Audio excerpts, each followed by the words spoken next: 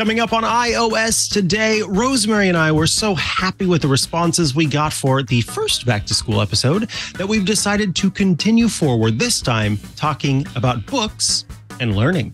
Stay tuned. Podcasts you love. From people you trust. This is TWiT. This is iOS Today with Rosemary Orchard and Mikah Sargent, episode 666, recorded Tuesday, August 15th, 2023. Back to school, books, and learning. This episode of iOS Today is brought to you by ZipRecruiter. If you're hiring, you know it's hard to attract top talent. Team up with a hiring partner who understands how tough it is and knows what you need. ZipRecruiter. Go to this exclusive web address to try ZipRecruiter for free. ZipRecruiter.com/iOS. And by CashFly. CashFly delivers rich media content up to 10 times faster than traditional delivery methods and 30% faster than other major CDNs.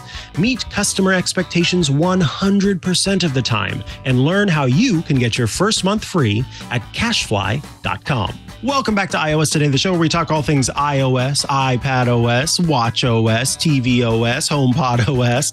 The list of OSs gets longer all the time, but this is the show where we try to help you make the most of those wonderful Apple devices you have by talking about the best ways to use the software running on those devices. We also talk about apps that we think you should get, gadgets we think would be great for you, and everything in between. This is iOS Today, and I am one of your hosts, Mikah Sargent.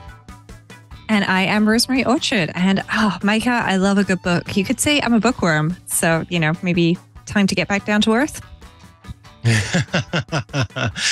Yes, it is. There are so many methods by which one can sort of consume knowledge. But honestly, I still to this day feel like one of the best ways to learn something new is through the use of a book, a good book on a specific subject. And it's a way to transport to a different world. It's a way to, live vicariously through other people. Books are great. Books are just great. And they can be helpful in terms of education and learning. And that, of course, comes with the built-in tools that are available right on your iPhone or your iPad with a little app called Books from Apple. And Books is, as you might imagine, the way that you can maintain a library of books and PDFs and other items on your device. So here I have pulled up the Books app on an iPad, and this is for that test account that I have. So you'll notice that the library is not chock full of content. Here you can get audiobooks, which is my preferred way of reading. You can find some free books that are on the store.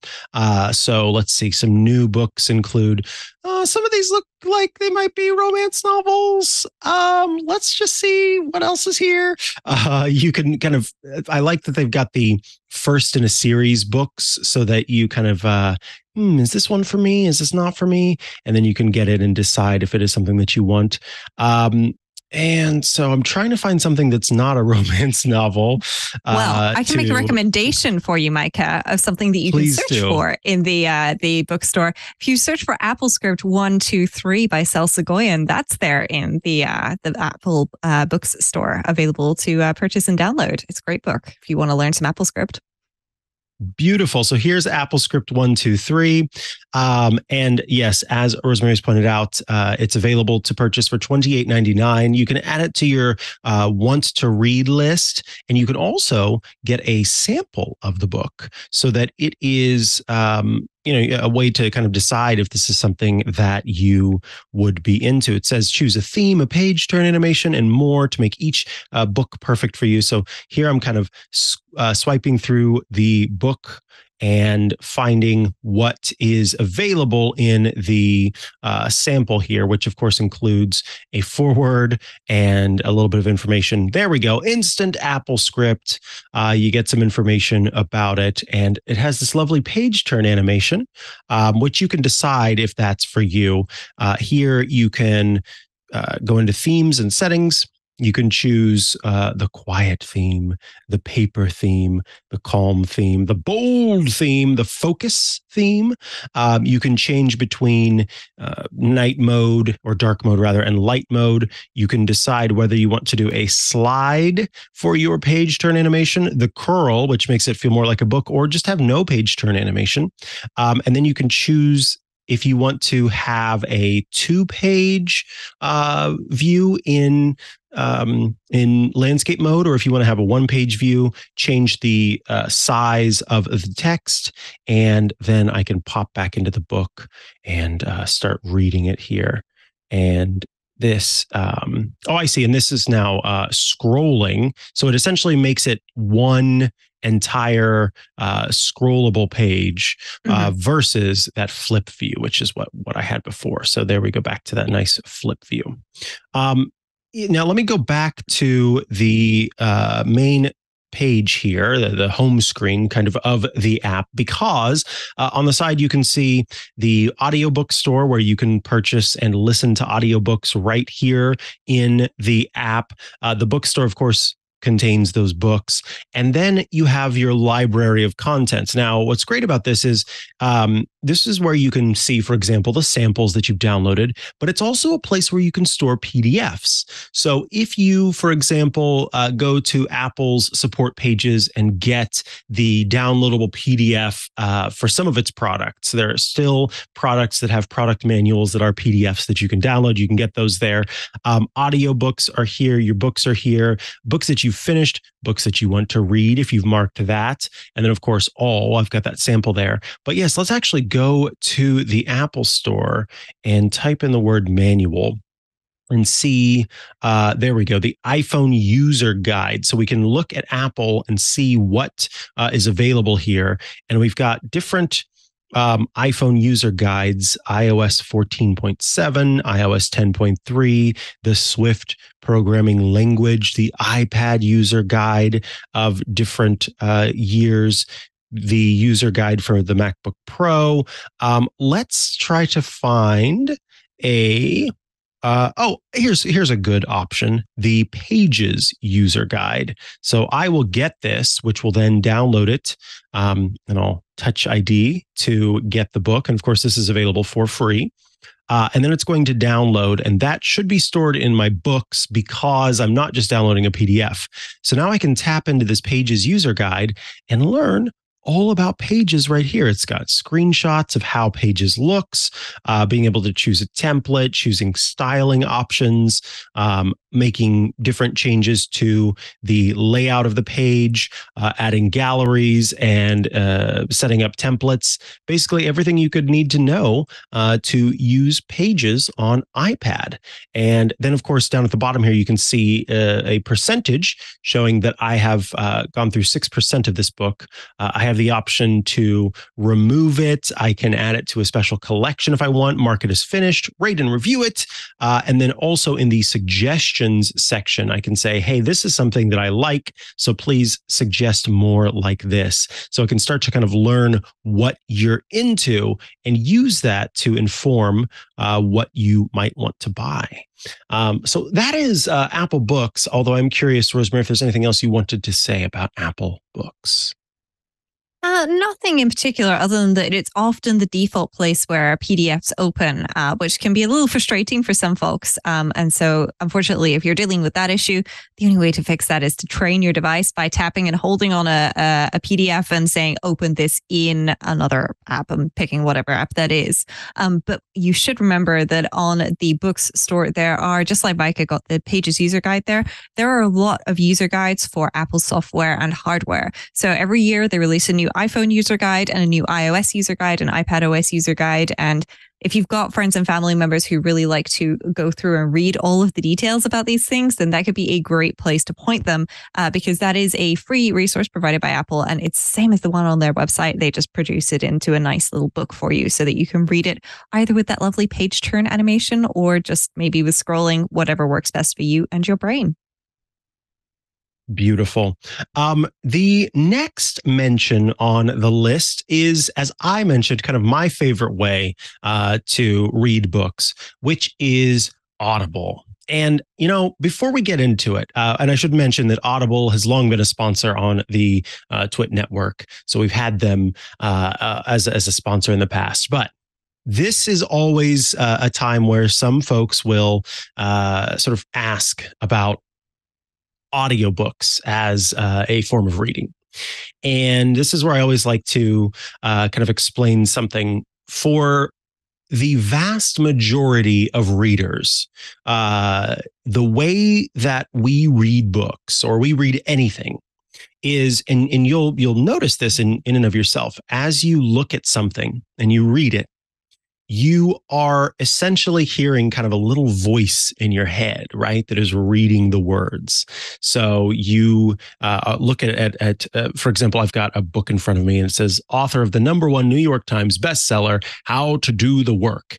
And if I'm reading in my head, not out loud, there's this sort of little voice in my head that is reading out these words. And due to the way that we learn to read in the first place and the way that kind of our brains and our bodies make this happen, a signal is sent down into the voice box, the larynx of in your throat, and it is actually getting signals when you're reading. So your larynx is essentially doing the reading as if you were reading out loud, but you're just doing it in your head. And that is why people who are speed readers have to train to bypass the larynx's sort of non-vocal reading. And that's the only way to make yourself read faster, because up to that point, you're essentially able to read as fast as your brain and your larynx can work together to make the reading possible. So, because the way that we read, whether we're reading a book or reading a sign or reading anything else, involves vocalization, but instead of sort of sub-vocalization, the parts of the brain that are activated, that are challenged in reading text versus hearing the text read to you, it's very similar. They are very similar. So if you have, sort of an internal shame or an internal fear to share the fact that you listen to audiobooks instead of read books, worry not and feel comfortable knowing that whether you are reading to yourself or someone else is reading to you, many of the same parts of the brain are getting activated in either case, which is why Audible is also a great way to learn new things.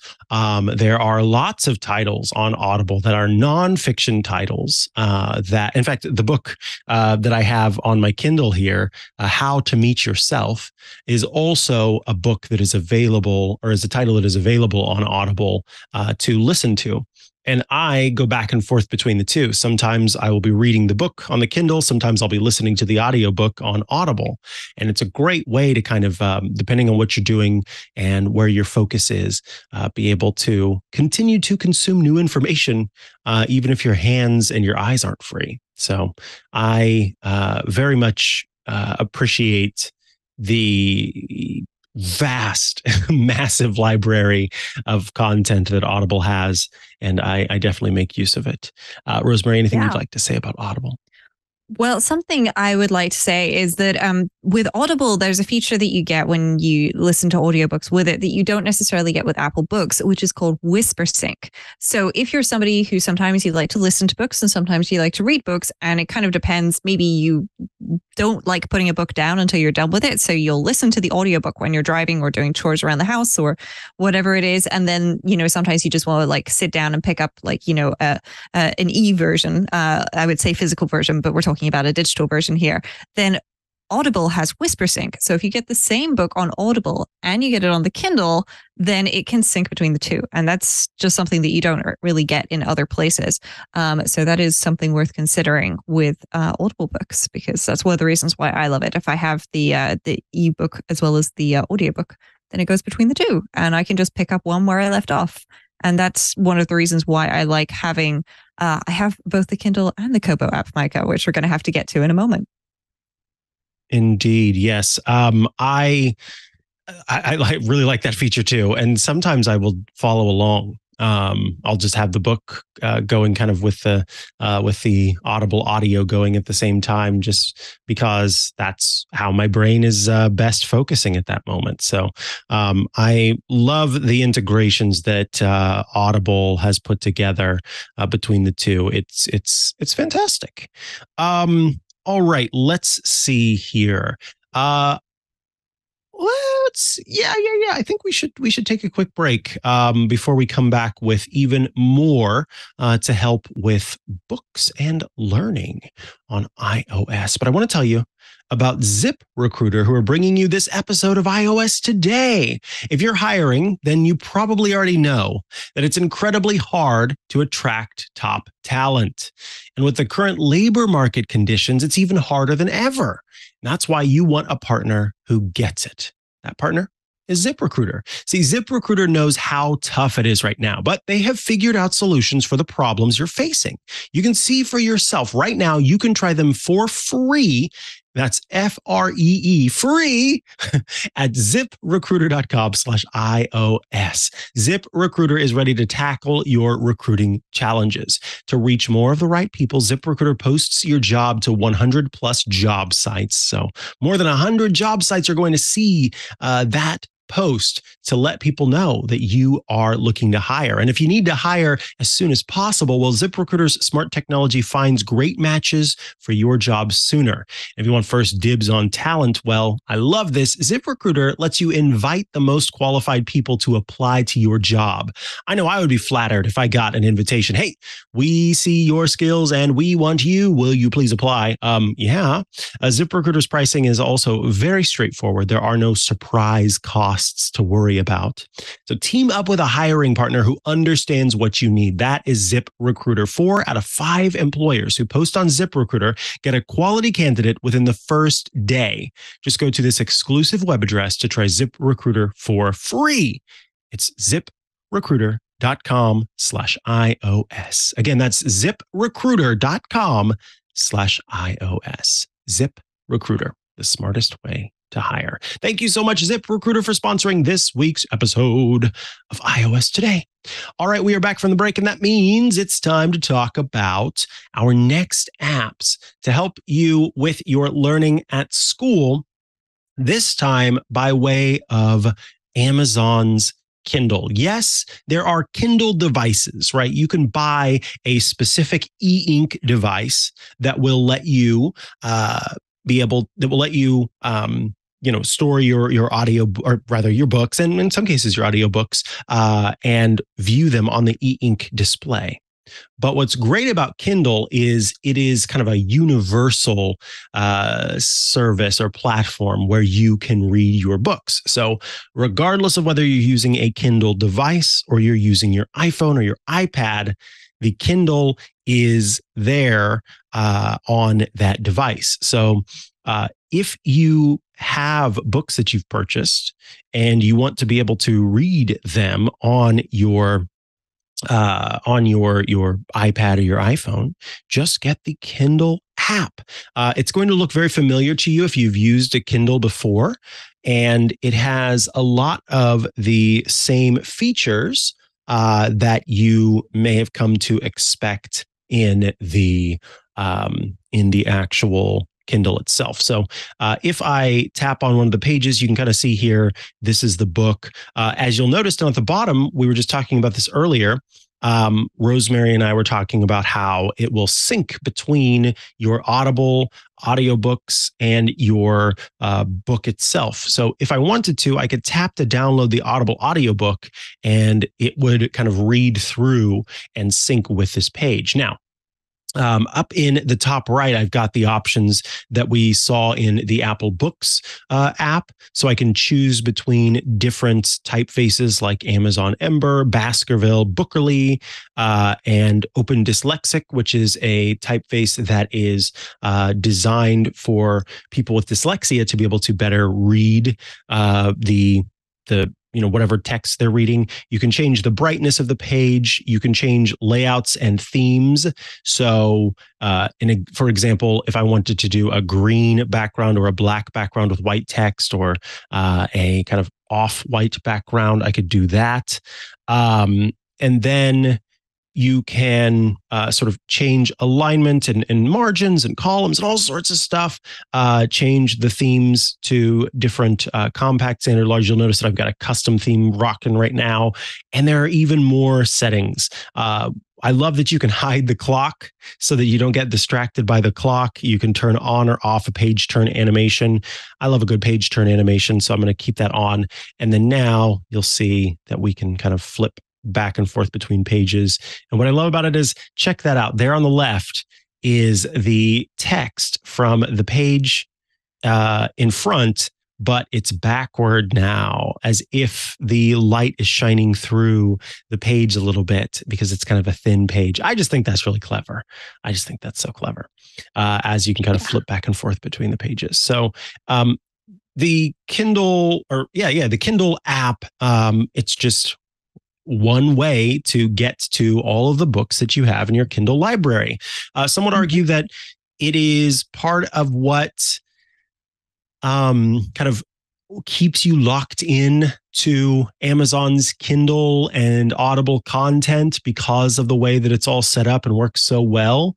But there are other options out there, and you can buy from those libraries instead. And I have yet to find a title that's only available on one store that I can't also get in other stores. So that has yet to happen for me. I don't read a whole bunch of esoteric stuff, but the stuff that I've read, I'm always able to find it in the different options. Yeah. And one of the great things about the Kindle app, just like Audible can sync with Kindle if you've got both versions of the book, is even if you only have the e-version of the book. So you've got the ebook, you bought it from the Kindle app, well, it will sync your progress between a physical Kindle and your iPhone and your iPad. So if you left your physical Kindle at home, say, and then you get stuck in a massive queue at, I don't know, say the DMV, because maybe it's secretly being run by sloths. Did I watch Zootropolis recently? Yes. Then, you can always pull out your iPhone. Even if you don't have the Kindle app downloaded, it's not a super big app to download, and grab a book, the one that you're already reading, and voila, you can just keep on reading and enjoying your book. This is also really handy for when you, at some point, forget to charge your Kindle and it eventually somehow magically runs out of battery. Those things feel like they run for months at a time, and then run out of battery at the most inconvenient moment. But yeah, it's a great option to have. It does seem to be that way. Oh, page turn animation. For those of you listening and not watching, Kevin has worked in a page turn transition onto our video. Yeah, I have that same problem where the times when I want to pick up my Kindle, then I'm going, oh, great, 2% battery. Great. This is lovely. This is wonderful. Let's see. We should also mention that you can use the Kindle app to store PDFs and other types of content and be able to sync it between your different devices. I used to take articles and push them to my Kindle in order to, read those articles later. So I had some sort of if this then that setup going where I was able to.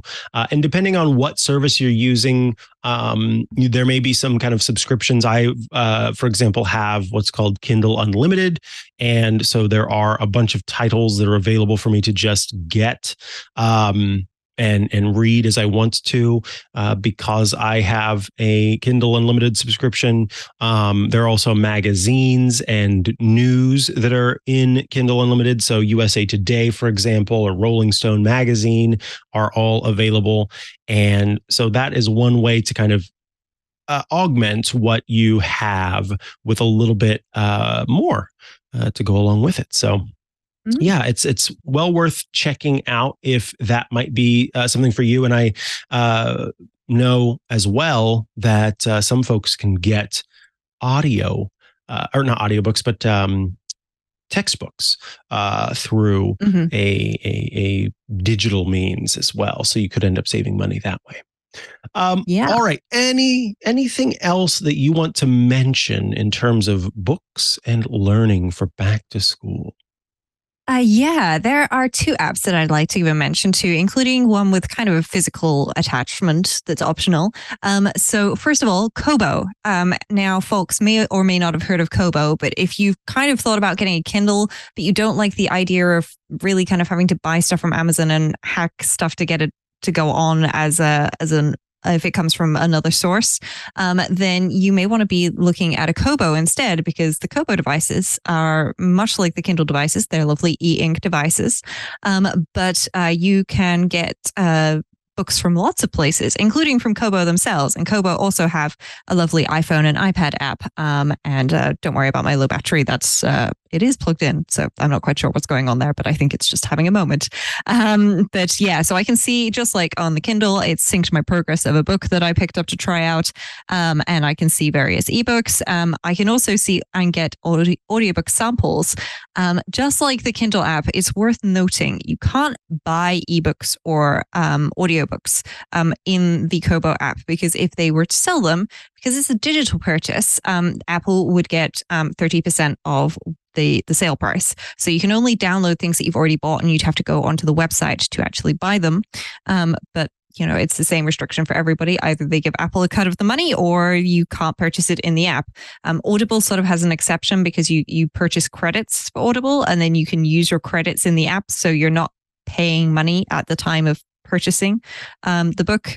Either way, that's a little bit about how that works. One of the reasons why I love having a Kobo is because Kobo has an integration with libraries. And when I say libraries, I'm not just talking about like UK libraries. I'm talking about libraries around the world. Because Libby is it's a free app that you can download, and you can probably sign up at your local library and borrow books for free. And when I say books, I'm kind of not really covering it, because there's books, there's audiobooks, there's newspapers, there's magazines, all sorts of things. And if your local library has it, then you can borrow it for free. And sometimes there'll be a bit of a waiting list or something. Even though it's digital, they only get a limited number of copies to loan out. Don't ask me why. It's a whole weird, complicated system. But this is a great way to download and read some books for free, especially if you find a free sample of something, you're like, this seems interesting, or it seems helpful, but I'm not sure how interesting or helpful this is really going to be. Check out your local library. Maybe they've got the book for you, and you don't even have to leave your home to make use of their resources. And as a bonus, if you're using your library, they're going to get more funding, and libraries are great. So everyone should use and love their library. I love that. And especially the last part, that, by doing so, you are helping to make sure that they continue to be funded. That's incredibly important. All righty. I think that's going to cover it for the first segment. We really wanted to talk about ways to use the App Store to get books that you can then use for learning. And these are kind of some of the big options that are out there. There are loads of other third-party options for just displaying PDFs and reading PDFs. But with Apple's own built-in option with Apple Books, kind of starting there and then branching out with Audible and Kindle from Amazon, Kobo and Libby. Those are other ways that you can kind of continue to get what you need in terms of growing your knowledge. Let's move right along to the news segment. I did want to mention, because we just had an episode not too long ago where we talked about iTunes movie trailers. It is an app that has long been a great way to see what new movies would be coming out and to watch the trailers for those movies. And my favorite thing was that I didn't have the problem that I've had where if I go to YouTube and I type in a movie title and I type in a trailer, there are 5 or 6 different options in the search. And it's the 7th option that's the actual official trailer. And everything before that is just some site trying to game the system and make money on the ads for that video. And now I'm going to sneeze because that's how upset I am. Except now it's going away, so now I'm even more upset. Anyway, I liked iTunes movie trailers because I knew I was getting the true official trailer, and it was in a delightfully designed app. Unfortunately, it is going away. And so you will start to see the iTunes movie trailer app disappear. And instead, there is going to be there is a place in the Apple TV's TV section called Movie and TV Trailers. On every page or every app view or anything where you are looking at the iTunes movie trailers service, you will see a banner, a big old red banner that says Apple TV app is the new home of iTunes movie trailers. So that banner has appeared, and you are then kind of clued into the fact that now the Apple TV app is where you can find movie and TV trailers. I have to say, I saw the writing on the wall for some time now, because I remember a number of times where I was trying to install the app on my Apple TV, the iTunes movie trailers app on my Apple TV, and I kept getting this error over and over again. And for the longest time, obnoxiously, the TV would pop up and say that it couldn't install the app. And so we would be watching something, and then in the middle of what we were watching, the show we were watching would pause, and then this little pop-up would come up to say, I can't install iTunes movie trailers. And I tried deleting it. I tried going into the like refunds system and having it removed from like my purchase. It was a nightmare of finally getting it to stop popping up. And that was a while ago. And I thought, if it's, going through all of this, I think people are not paying close attention to it anymore. So I'm not surprised to see it get folded into the Apple TV app. Yeah, I'm not surprised either, but I am a little disappointed because it's surprisingly difficult to watch a film trailer. If it's a film that hasn't been released yet, then that's really easy to do. But for example, this weekend, I wanted to watch a film with a friend, and we were trying to decide between a couple of options. And so we wanted to watch the trailers.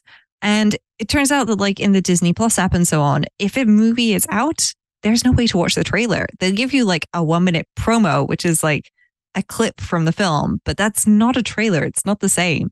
So yeah, it's surprisingly difficult to go and watch those, to actually find them and watch these trailers. So hopefully the TV app, which by the way is not just on Apple TV, it's also on the iPhone and the iPad and the Mac, will actually have all of these trailers available for us. Yes, which is fantastic. And you're so right. You're thinking about watching something, you're like, I want to see the trailer. And then it's just some strange little promo that would be, it's akin to like when you hover too long on a Netflix title and then it starts playing this little preview thing. Yeah, that's kind of what it reminds me of. So yes, if you're looking for the iTunes movie trailers app, start looking in the Apple TV app instead. The next thing I wanted to mention, so there is a project that has been created called the App Danger Project. And what this is, it's a project aimed at finding apps that exist that may be more dangerous to children. Okay, it's kind of a complicated explanation, because these computer scientists have basically looked through reviews in both the Google Play Store and the App Store, and they have found reviews that have mentioned the chance for exploitation of children. And then they look at how often that's coming up. And then they show you, they have logged kind of the apps that have the most instances of that, of those kinds of reviews. The website is available at app-danger.org. And what the idea here is that parents and guardians can go to this page and they can just search for an app.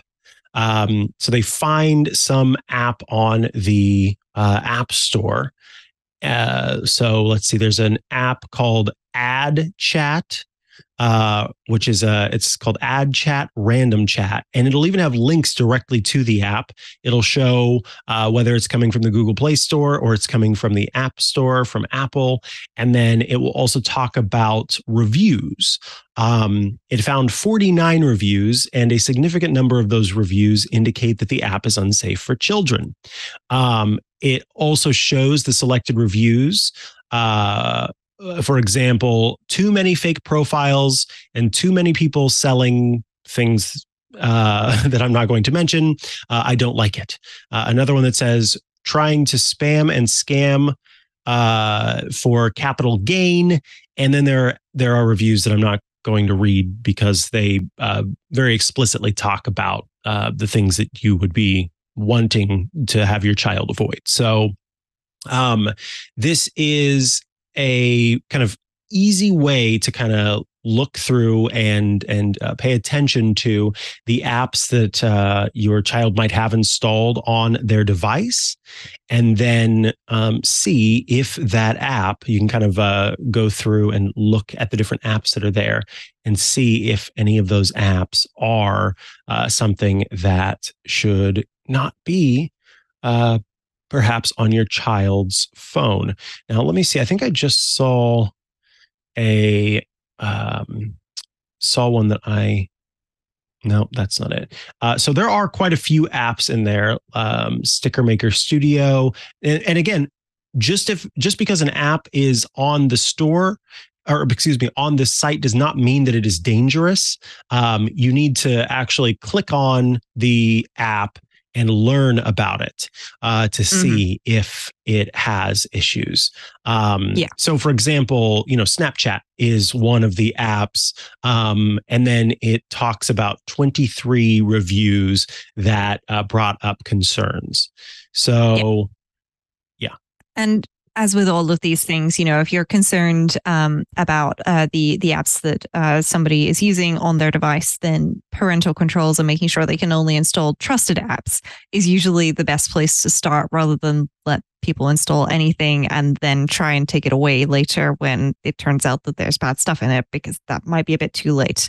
And with many of these apps, it's not necessarily the app itself that's dangerous. It's the other people using the app that are the problem, because it turns out, unfortunately, people are usually the problem here, rather than the apps themselves. Just wanted to make people aware of this study or sort of project that's going on. Again, the website is app-danger.org. All righty. Let us take a quick break before we come back with Shortcuts Corner and the rest of the show.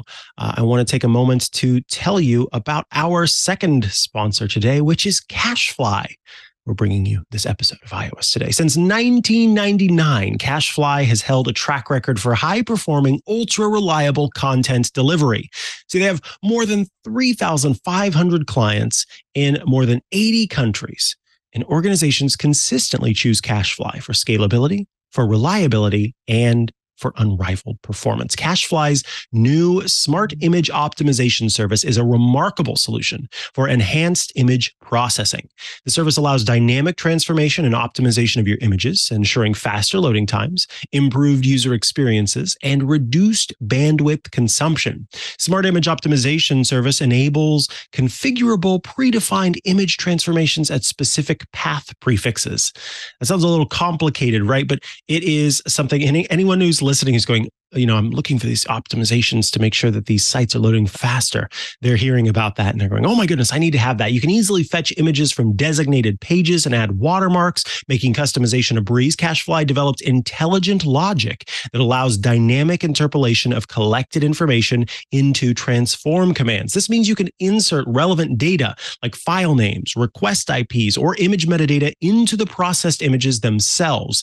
So that way you can get ready to deliver personalized and engaging visual content effortlessly.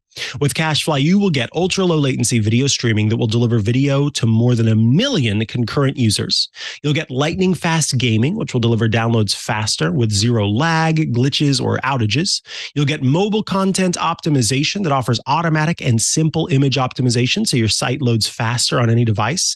You're also going to get the only CDN that's built for throughput.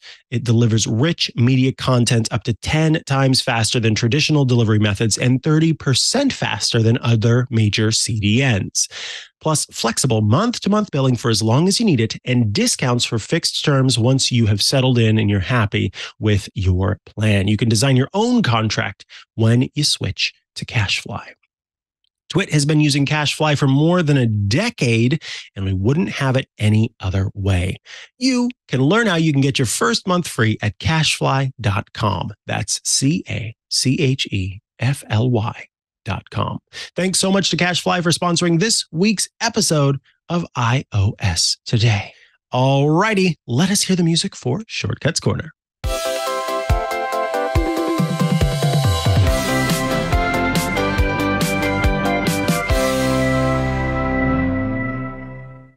Welcome to Shortcuts Corner, the part of the show where you write in with your shortcuts requests, and Rosemary Orchard, the shortcuts expert, provides a response. All right, strap in, buckle up, and sit down. We've got one for you.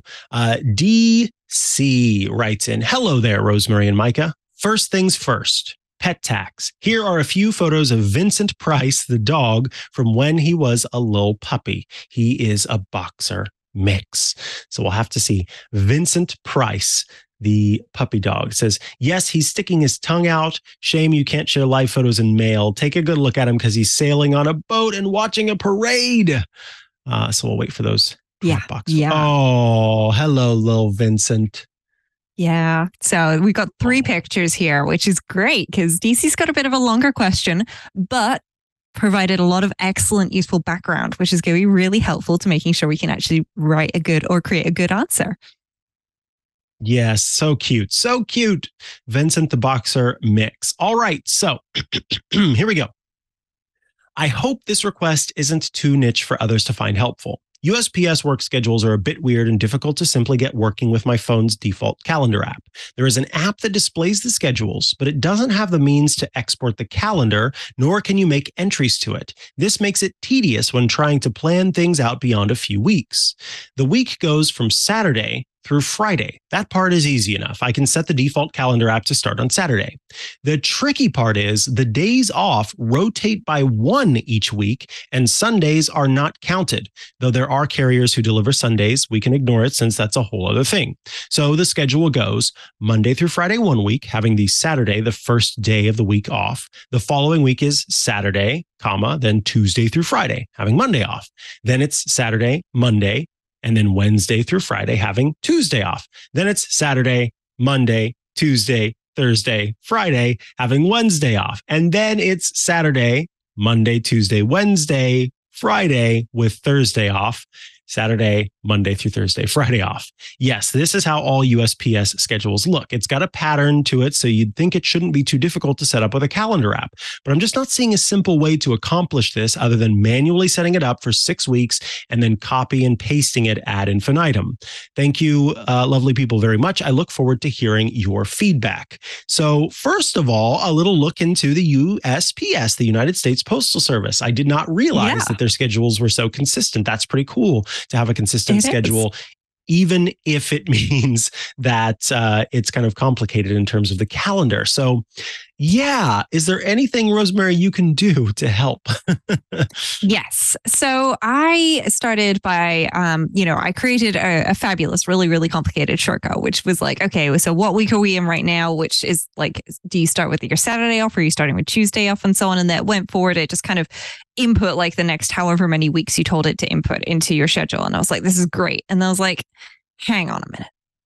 This is really regular, right? And so really simple. And I was wondering, and this is perhaps not the solution Vincent was looking for, but I'm going to have a look at it anyway.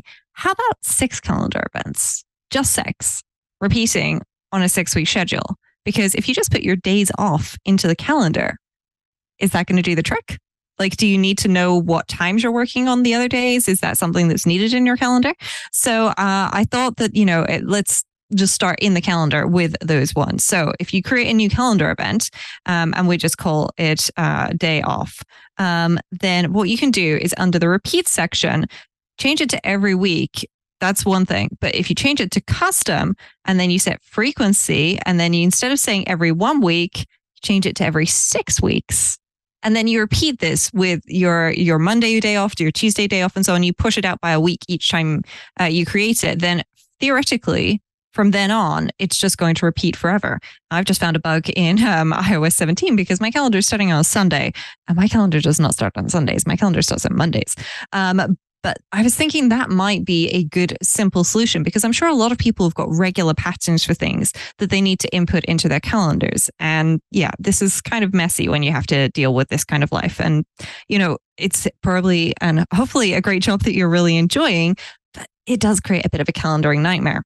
So I've just created this one single event, and I'm adding it, and then it's here. And then, if I go forward about 6 weeks, it should be somewhere around there, but that's fine. But the other option that you can do is in shortcuts. If you create a shortcut, then you can create multiple calendar events. And the great thing about this is in the calendar app, if you've already got some of these events, then what you can actually do is you can find your calendar events. And so you can use that to calculate when your next day off is, which may be really helpful. Now, I do have a really, really long shortcut, but I'm also a little bit wary of just going, here is I believe I counted, it was 82 action shortcut, and going through all of that here on the show.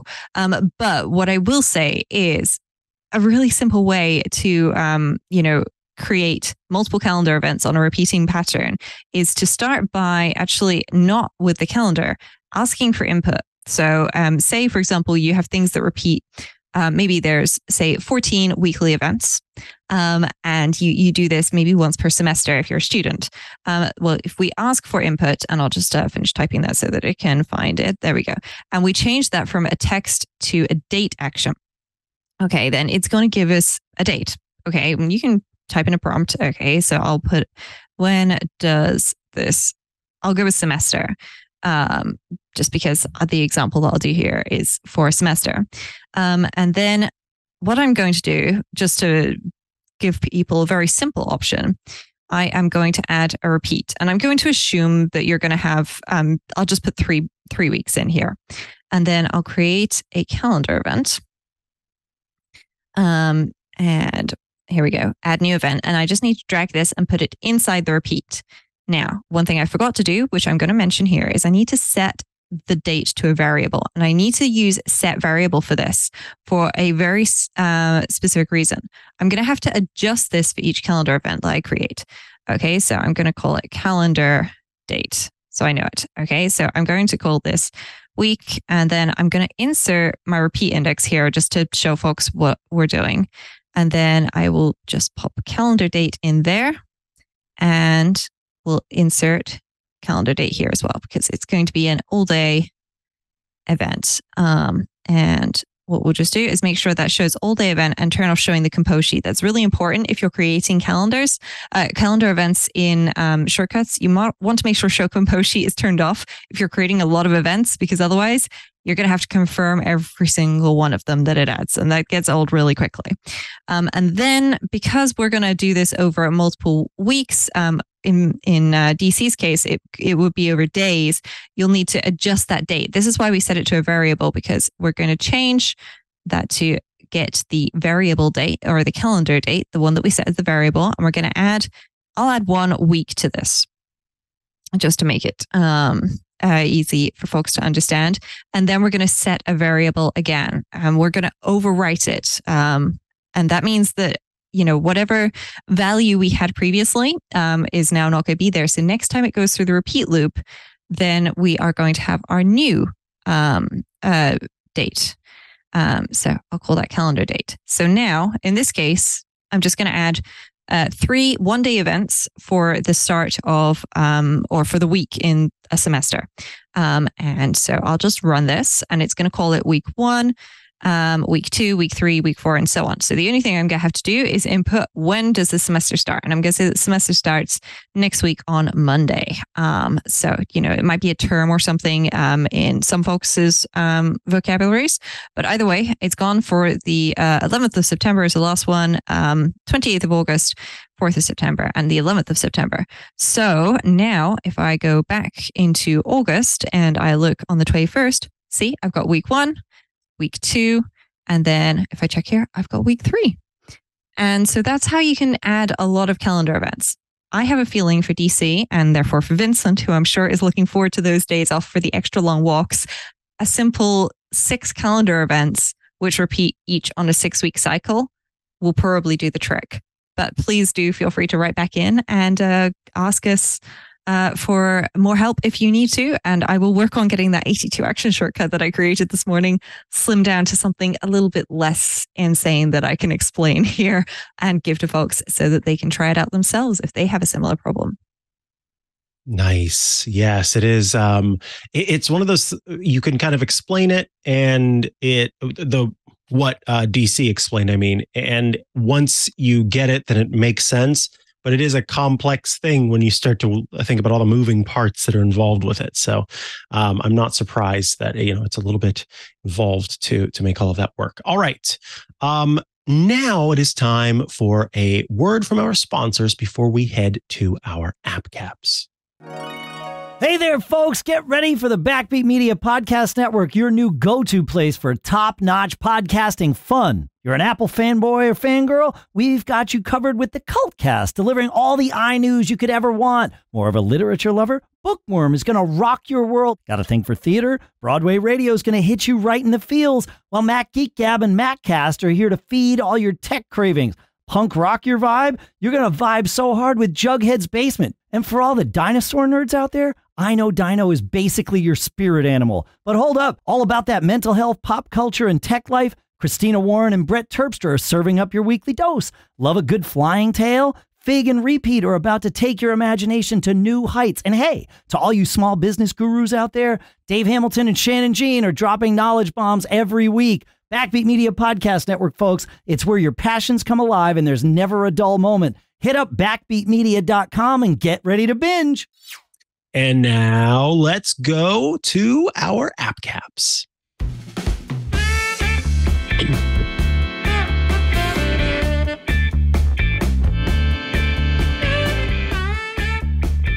This, of course, is the part of the show where we place caps atop our heads to honor our app and gadget picks of the week, the apps and or gadgets we love that we want to share with all of you.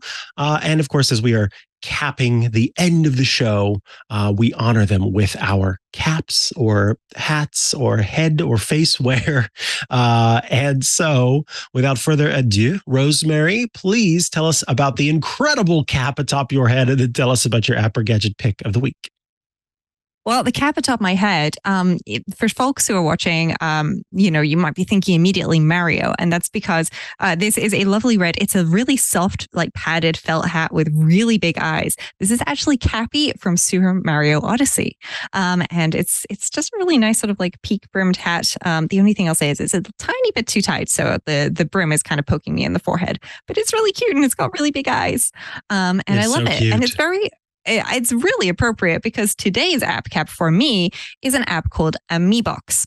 Because anybody who has Nintendo devices has probably heard of Amiibo. And Amiibo are these little sort of I don't know what to call them. Is it a statue or is it a figurine? Is it a collectible? All of the above. Either way, you can get these lovely, adorable amiibo for your Nintendo devices. And then if you scan them on Nintendo devices in various games, you get bonus stuff. So for example, if I scan Bowser in Zelda, then I often get like food, and sometimes I get other really cool stuff as well. Well, wouldn't it be nice to know what different amiibo can give you in different games and things like that? And maybe also, just in case one of these ever went missing, have a sort of virtual backup. Not that it's going to be the same as the actual amiibo, of course. Well, that is where Amiibox comes in. So this is AMIIBOX. And so what I can do in Amiibox, and it's a free app to download and try out, is I can scan an amiibo. And so you scan an amiibo by sort of touching underneath it, and it lost the tag connection. This may be happening because I am running the beta. So I'll just try that again and see. And there we go. This time it worked. And ta-da, I have scanned Bowser. So Bowser has an identifier. It's a figure. I can say that I own it. I can find out when it was released around the world, what game series this is from, and what amiibo series it's in. I can put it on my favorites or a wish list, and then I can see benefits and usage in games. So for example, in Super Mario Party, I can unlock this character, which is Bowser's shiny sticker. In Mario Kart 8 Deluxe, I can unlock a character-themed Mii racing suit. Awesome. And there's so many different benefits, and I can see them per platform as well. So it's got Nintendo Switch, Nintendo Wii U, Nintendo 3DS. And yeah, it's just a really nice way to find out more about amiibos and so on, especially if you don't know a lot about them, but also to catalog and note the ones that you do have, which is great. So yeah, now Bowser is in my owned list, and I can actually, see all of this information, which is really cool. So yeah, Amiibox. It is free to download and use. It has a little instructions and FAQ section as well. And you can also use this as an opportunity to write out the Amiibo NFC to another NFC tag if you wanted to have a backup and you've bought some NFC cards for shortcuts and realize that you've got too many of them floating around. And there is also a shop where after you have exhausted the number of free amiibo that you can add in the app, you can then buy credits so that you can have more amiibo. It is $9.99 to have unlimited credits to just have everything in the app. So I don't think that that's hugely expensive, especially considering how adorable these are and that you want to make the most of it, right? And you can only get the benefits from one amiibo per day in various games. So you really want to make sure you're getting the best bang for your buck if you've got a few amiibo to choose from. That is so cool. They were very smart. Nintendo was very smart about doing that, the little figurine collectible thing. And I agree that I'm going to spend money on these little things. I want to get as much as I possibly can out of them. On my end, I am, as Kevin has pointed out, sort of rocking the Ken from Barbie look. I am wearing a pink cap to match the pink sweater that I also happen to be wearing at the same time. So it's all pink all day over here. The app that I want to talk about comes from a friend of the show, Casey Liss, who is one of the hosts of the Accidental Tech podcast. And Casey Liss seemed to reach directly into my brain and the brain of many others to understand what the problem is that we had with IMDb, the Internet Movie Database. This is an app that I use regularly, IMDb, because when I'm watching a show and I think I recognize a person, I immediately hop into IMDb and I look up the episode, and then I find out, oh, this is what else this person was in. But a few times I've had things spoiled for me. Way too many times I've had ads get in the way, or a pop-up that's asking me to create an account or log in get in the way. And what this app aims to do is avoid all of that. The app is called Callsheet, and it is an app that is like IMDb without all of the annoying IMDb.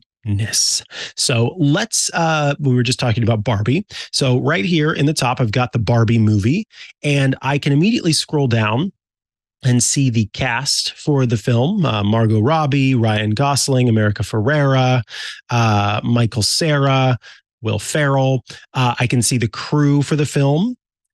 I can view more information, including the parental guidance about the film, the Wikipedia page for the film, the website for the film, where to watch the film.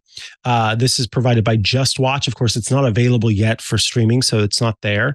And then if I want to, I can view the IMDb page for the kind of reviews of it. It's got a 75% score. I can pin it. I can share it if I want to. And let's just tap on somebody. Let's go actually with Greta Gerwig, who directed and wrote this film. I can see what other films, White Noise, The Ghost and Molly McGee coming out, Isle of Dogs. And then here I can choose more and choose where to watch. And you'll see that here are the places where I can rent the movie, the places I can buy the movie, and the places I can watch it with a subscription. And tapping on it will let me see kind of what I need to do to be able to watch it in that place. So here, if I wanted to rent it on Apple TV, then I could choose that, and it will pop me into the Apple TV app and pull up Isle of Dogs, where I could then rent it if I wanted to. So we'll come back and let's do a search for something. I'm going to go with Nailed It, which is a Netflix show. And it is, it's got a score of 72. Look at this. It's got the episodes, the seasons and the episodes. So let's go to season 3. We can see the names of the episodes, the Marvel episode, for example. It has who's in it. Prehistoric Bakes. I can see who is in this one. I can choose to hide the spoilers. And this is what I was talking about. So you can hide cast character names, for example, hide cast episode counts. You know, perhaps you don't want to know that this person is only in 2 of the 30 episodes that are available because they die in episode 2. Perhaps you don't want to know the twin.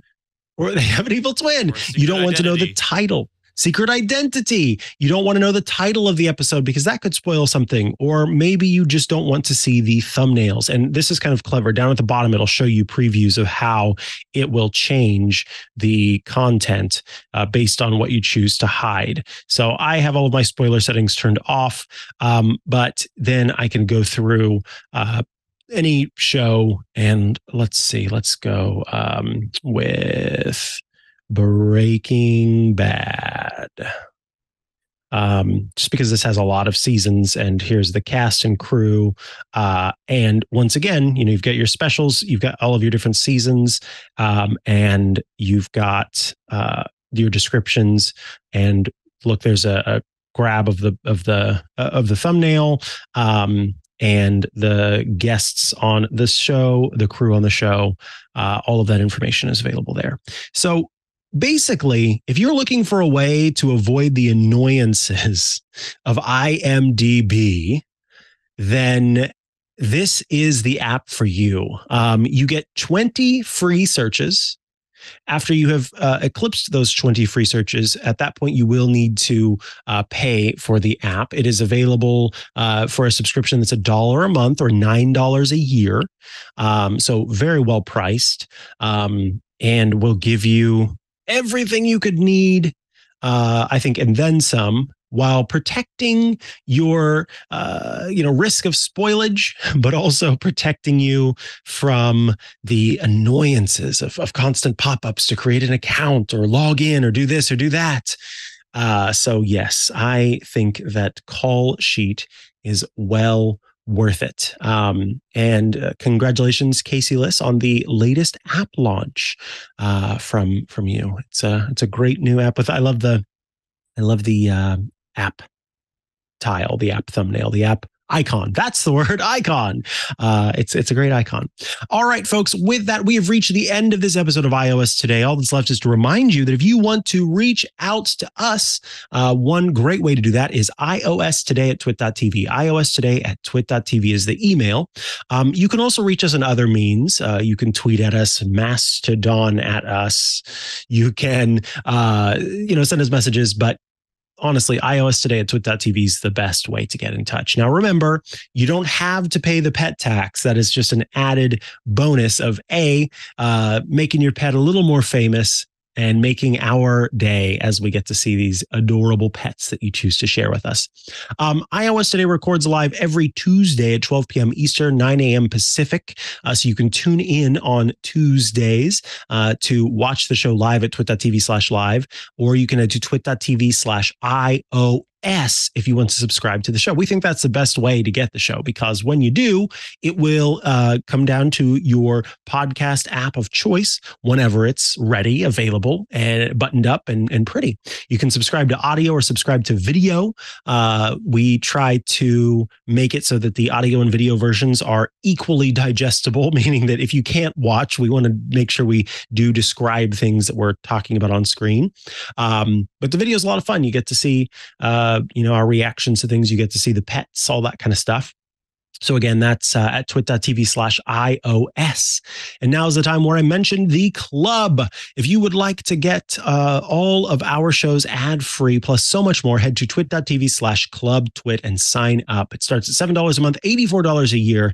I say starting at, it's not an add-on, a tiered subscription. It's just that some people wanted to pay more, so you can, but it starts at $7 a month. You get every single TWiT show with no ads. You get access to the TWiT Plus bonus feed that has extra content you won't find anywhere else, behind the scenes, before the show, after the show.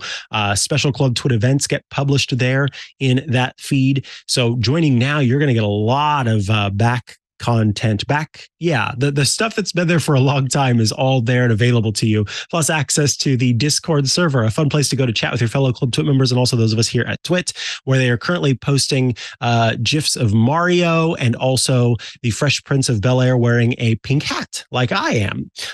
Again, available for $7 a month, $84 a year. And it doesn't stop there, folks. When you join Club TWiT at twit.tv/clubtwit, you also gain access to some shows that are Club TWiT exclusives. There's the Untitled Linux Show, a show all about Linux. There is Paul Thurrott's Hands on Windows program, which is a short format show that covers Windows tips and tricks. There's Hands on Mac from me, Mikah Sargent, that covers Apple tips and tricks. And there is the Home Theater Geeks program, newly relaunched in the club, from Scott Wilkinson, where he covers home theater ins and outs and is doing some great interviews with some very special folks, including talking to the big shots at THX regarding spatial audio.